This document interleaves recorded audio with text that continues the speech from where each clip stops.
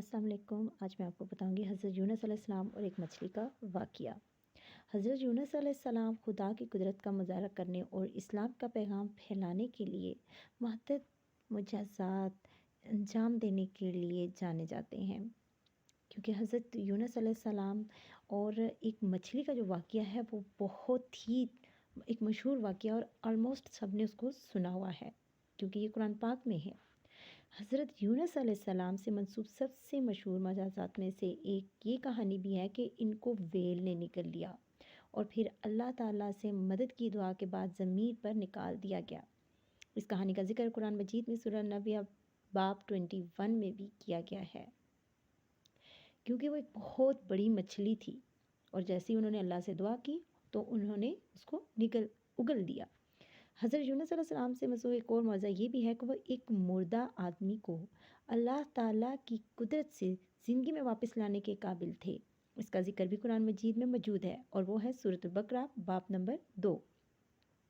حضرت یونس علیہ السلام مشکل حالات میں بھی خدا پر اپنے اٹل عقیدے اور اعتماد کے لیے جانے جاتے ہیں۔ ظاہری بات ہے، حضرت یونس علیہ السلام اتنی مشکل میں تھے لیکن انہوں نے اللہ تعالیٰ سے دعا مانگی اور صبر کیا۔ اس کے علاوہ یہ حقیقت کہ حضرت یونس علیہ السلام نے عوام کو کامیابی کے ساتھ تبلیغ کرنے میں کامیاب رہے اور انہیں توبہ کی طرف لے جانے کے قابل بھی ہیں، انہیں ایک اہم کامیابی اور ان کے ایمان اور ان کے پیغام کی طاقت کے عہد نامے کے طور پر بھی دیکھا جاتا ہے۔ حضرت یونس علیہ السلام کی یہ جو قصہ ہے، یعنی یہ جو کہانی ہے، یہ آپ کو قرآن مجید میں واضح طور پہ دکھائی دیا ملے گا۔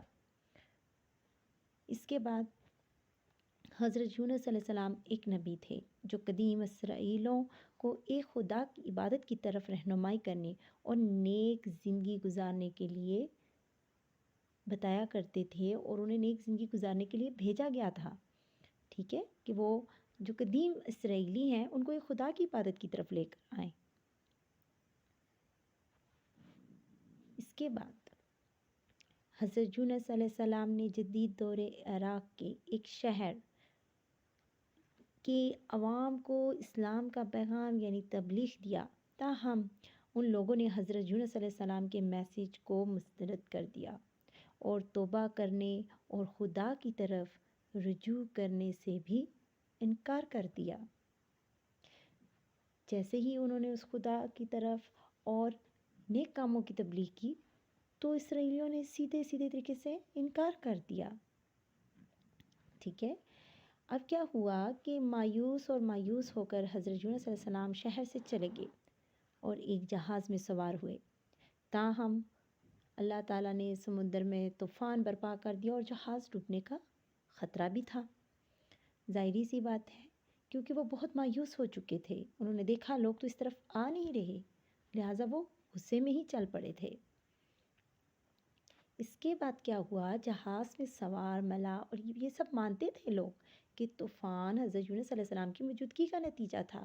اس کے بعد حضرت یونس علیہ السلام کو ایک بڑی مچھلی یعنی ویل نے نگل لیا اور وہ 3 دن اور 3 رات تک مچھلی کے اندر رہے، یعنی وہ مچھلی کے پیٹ میں رہے۔ حضرت یونس علیہ السلام بہت ہی زیادہ ان کے لیے یہ وقت ایک بہت زیادہ مشکل تھا۔ ظاہری بات ہے، اتنی بڑی ویل تھی اور انہوں نے 3 دن اور 3 راتیں اس مچھلی کے اندر گزاری۔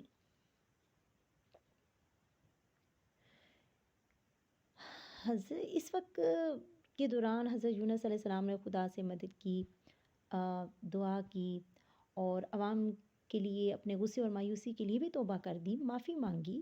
خدا نے حضرت یونس علیہ السلام کی دعاؤں کا جواب دیا اور اس کا نتیجہ یہ ہوا کہ مچھلی نے جو کہ انہیں نگل لیا تھا فوری طور پر زمین پر اگل دیا۔ ٹھیک ہے، اگلنے کے بعد اب یہ کہانی ہمیں کیا سبق دیتی ہے؟ حضرت یونس علیہ السلام دوبارہ سے لوگوں کے پاس آئے اور ایک بار پھر انہیں تبلیغ کی، اور اس بار انہوں نے ان کا پیغام قبول بھی کیا اور توبہ کرتے ہوئے اللہ تعالیٰ کی طرف رجوع بھی کر دیا، کیونکہ یہ ان کی سیکنڈ بار تھی۔ فرسٹ ٹائم تو ان لوگوں نے انکار کر دیا تھا، یہ سیکنڈ ٹائم جب گئے تو لوگوں نے ان سے رجوع کیا اور رابطہ کرنے کے بعد انہوں نے ہر چیز کو ایکسیپٹ کیا۔ حضرت یونس علیہ السلام کی کہانی دعا کی طاقت اور ضرورت اور تکلیف کے وقت خدا کی طرف رجوع کرنے کی اہمیت کا ایک مظاہرہ کرتی ہے۔ حضرت یونس علیہ السلام نے خدا سے مدد کی، دعا کی، اور وہ مچھلی کے اندر تھے اور اللہ تعالیٰ نے ان کی دعاؤں کا جواب دیا اور انہیں بچایا۔ یعنی اس سے ہمیں کیا سبق حاصل ہوتا ہے؟ اس سے ہمیں یہ سبق حاصل ہوتا ہے ہم صبر کریں اور دعا مانگیں۔